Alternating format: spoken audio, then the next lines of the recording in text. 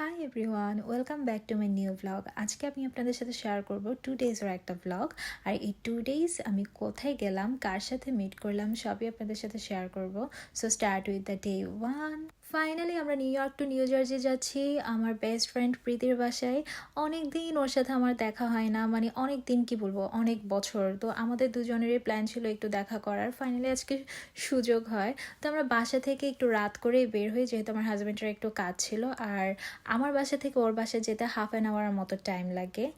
আর আমরা চিন্তা করি যে কি ওর বাসায় স্টে ওভার করবো, এই কারণে একটু রাত করে বের হওয়া। এই তো আমরা চলে আসলাম প্রীতির বাসায়। আসার পর ও আমাদেরকে স্ন্যাক্স সার্ভ করে, যেটা খুবই মজা, ও নিজে বানায়। আর এটা হচ্ছে আমার ফ্রেন্ড প্রীতি। কিছুক্ষণ গল্প টল্প করার পর প্রীতি ডিনার সার্ভ করে ফেলে, যেহেতু আমরা একটু লেট করেই বাসায় পৌঁছাই। আর আমার কাছে মনে হচ্ছিল যে কি আর একটু আগে আসলে ভালো হতো, কারণ ও অনেক আয়োজন করে। আর এটা হচ্ছে ভাইয়া। ভাইয়ার সাথে তো আমার অনেক আগে থেকে পরিচয়, বাট আমার হাজব্যান্ডের সাথে ফার্স্ট পরিচয়। আর ভাইয়া অনেক ফ্রেন্ডলি। আমার ফ্রেন্ড তো অনেক আয়োজন করে ফেলে। আমার হাজব্যান্ড হচ্ছে ভর্তা লাভার, যার কারণে ওর জন্য জাস্ট কয়েক রকমের শুধু ভর্তাই বানায়, আর সাথে বিরিয়ানি বা অন্য আইটেম তো আছে। আমি ভাবতেই পারছিলাম না যে একটা মানুষ জব করে এসে আবার এত কিছু কিভাবে বানালো। মানে আমি হলে আমি জীবনেও পারতাম না। আর এটা হচ্ছে ওদের একটা মাত্র বেবি গার্ল সুজানা। হাই তো। এরপর আমাদেরকে ডেজার্ট দেয় ওর হাতের মিষ্টি দই আর গোলাপ জামুন, এত ইয়াম্মি। দেন আমরা চারজন মিলে অনেক গল্প করি। এরপর ভাইয়া আর আমার বর মিলে ওরা দুজন দুজনের রুমে শুতে চলে যায়। তারপর আমি আর আমার ফ্রেন্ড মিলে মিডনাইট পর্যন্ত, মনে হয় প্রায় 4টা পর্যন্ত এত গল্প আর এত হাসাহাসি করি। ভাইয়া পরের দিন সকালবেলা বলছিল যে ভাই তোমরা দুজনে এত কী নিয়ে হাসছিলে, তোমাদের জন্য তো আমার ঘুমই হারাম হয়ে গেছে। বাট আমার হাজব্যান্ড আবার খুব ভালো ঘুমায়, কারণ ও ড্রাইভিং করে এসে অনেক টায়ার্ড ছিল। আর এটা পরদিন ব্রেকফাস্টের একটা ভিডিও। ও ব্রেকফাস্টেও ভাই অনেক আয়োজন করে ফেলে। ব্রেকফাস্ট শেষ করার পর প্রীতি বলে তোমরা রেডি হও, তোমাদেরকে ঘুরতে নিয়ে যাব। ট্রাস্ট মি, আমি আসলে তখনও পর্যন্ত জানতাম না যে সে কোথায় নিয়ে যাবে, কারণ সব কিছু সে নিজে প্ল্যান করে। এরপর আমাদেরকে নিয়ে যায় হচ্ছে গ্রাউন্ডস ফর স্কাল্পচার। এখানে টিকিটটা একটু এক্সপেন্সিভ, বাট সব কিছু আগে থেকেই ম্যানেজ করে ফেলে।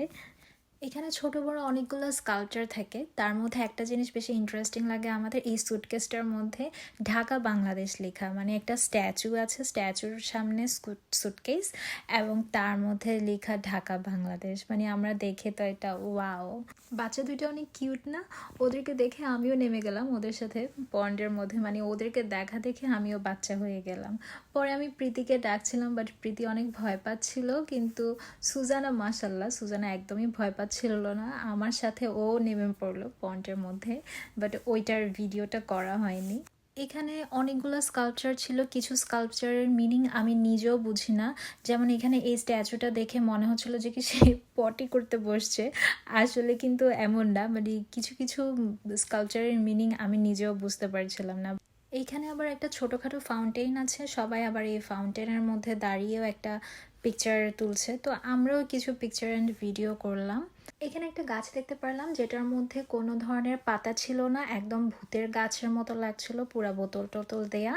আর এই স্ট্যাচুটা অনেক ইন্টারেস্টিং লাগছে, মনে হচ্ছিল যে দুইটা বয়ফ্রেন্ড গার্লফ্রেন্ড ডেটিং করতে আসছে। আর এখানের মধ্যে এই লোকটা ওদের দুইজনের দিকে একদম হিংস্র লুক দিয়ে তাকিয়েছিল। এরপর আমরা ওইখানের মধ্যেই কয়েকটা গ্রুপ পিকচার তুললাম। এখানে এই জিনিসটা আমার কাছে সবচেয়ে বেশি ভালো লাগছে, যেটা হচ্ছে ওরা স্কাল্পচারের মতো করে কিছু ক্যান্ডেল সাজিয়ে রাখছে, আর কোনো ফেমাস প্লেস আর ফেমাস স্ট্যাচুর ডিজাইনে। মানে আমার মনে হয় এগুলা হয়তো ওরা সেল করে অর সামথিং এলস। মানে এইটা খুব ভালো লাগছে দেখতে আমার। এখানে একটা ট্রি, আর এই ট্রির মধ্যে মানুষ মানে তাদের কাইন্ড অফ এক্সপিরিয়েন্স শেয়ার করে যায়, কে কেমন ফিল করলো, কেমন এনজয় করলো। কাবাব মাড্ডি তাই না? তাই না? You look in the glasses, her eyes are open. She's awake. Her eyes open now. I got a lot of people.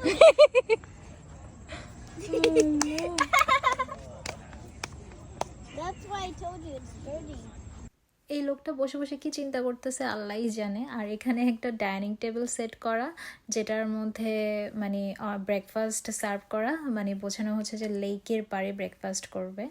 এই প্লেসটার মধ্যে 3টা ইভেন্ট আছে, যেখানের মধ্যে কারো কোনো স্পেশাল অকেশন হলে এখানে ওরা সেলিব্রেট করে, যেমন কারো বার্থডে, অ্যানিভার্সারি অথবা বিয়ে, এই ধরনের কোনো স্পেশাল অকেশনে ওরা রেন্ট দিয়ে থাকে।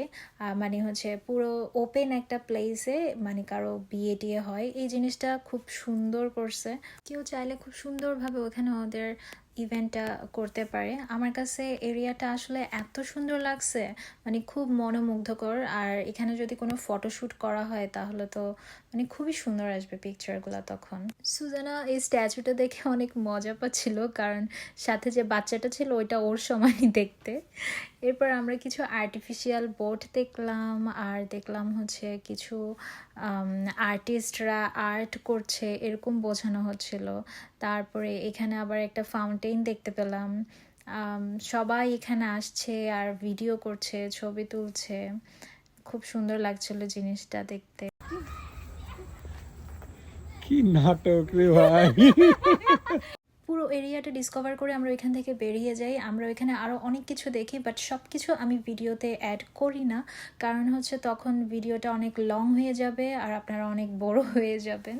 এই কারণে আমি অনেক কিছু স্কিপ করি।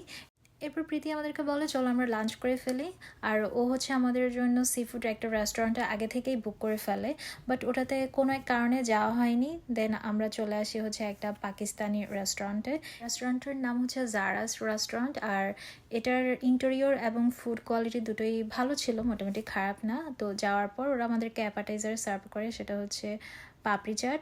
আর সুজানা হচ্ছে কিডস মেনু দেখে সবার আগে ডিসাইড করে ফেলে ও কোনটা খাবে। ওর হচ্ছে স্যান্ডউইচ, আর হচ্ছে আমার হাজব্যান্ড ছোলে ভাটোরা খাবে, যেহেতু ও এখন মিটটা অ্যাভয়েড করতে যাচ্ছে। আর আমাদের জন্য কিছু মিল অর্ডার করলাম, রাইস, ফিশ আর অন্যান্য কয়েকটা আইটেম ছিল। এরপর হচ্ছে আমরা খাবার শেষ করে একটু চা খাচ্ছিলাম। তো তখন প্রীতি আমাদেরকে বললো চলো তোমাদেরকে আমি আরও একটা জায়গায় নিয়ে যাব।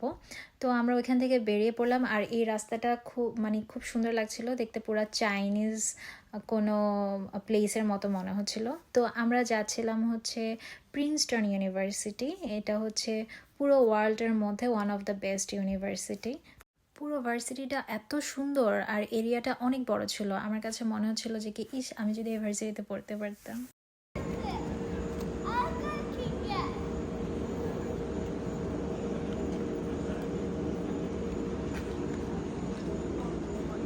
এটা হচ্ছে ওদের লাইব্রেরি, আর এইটা মনে হয় ওদের ডর্ম হবে। আর ওই দিন হচ্ছে ওদের নতুন একটা সেমিস্টার স্টার্ট হচ্ছিল, যার কারণে প্যারেন্টসরা ওদেরকে মানে ইউনিভার্সিটিতে দিয়ে যাচ্ছিল। আর এই কারণে একটু ক্রাউডেডও ছিল পুরো এরিয়াটা। এটা হচ্ছে ওদের আরও একটা ক্যাম্পাস মেবি। আর আমি একটা জিনিস দেখলাম, যেটা হচ্ছে জায়গায় জায়গায় কিছু টেন্ট ছিল, আর টেন্টের মধ্যে হচ্ছে ফুড সার্ভ করা ছিল। নিউ স্টুডেন্ট যারা আসছিল তাদেরকে মনে হয় ওয়েলকাম করার জন্য ফুড সার্ভ করা হচ্ছিল, যাতে তারা একটু ক্লান্ত হয়ে গেলে ফুড খেয়ে যাতে ওরা ওদের ডোমবে শিফট হতে পারে। ক্যাম্পাসের ভেতর আবার আমরা একটা চার্চ দেখলাম, আর চার্চের হাইটটা অনেক বেশি ছিল, মানে পুরো আগের দিনের রাজা মহলের মতো দেখতে। দেওয়ালে দেওয়ালে গ্লাস পেইন্ট করা ছিল। আর এটা হচ্ছে ওদের ইউনিভার্সিটির ম্যাপ। পুরো ইউনিভার্সিটিটা যে অনেক বড় এটা বোঝাই যাচ্ছিল, কারণ এখানে ডিরেকশন দেয়া ছিল কোথায় কোন ক্যাম্পাস। সারাদিন অনেক এনজয় করলাম, অনেক ঘোরাঘুরি করলাম। এরপর আমরা আবার ওর বাসায় চলে যাচ্ছিলাম। তো বাসায় ঢোকার আগে আমরা দুজন আরেকটু লাস্ট একটা সেলফি ক্লিক করছিলাম।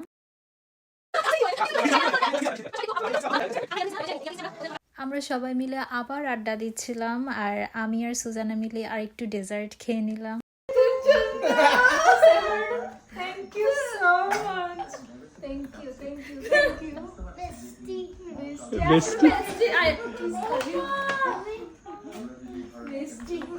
Bestie.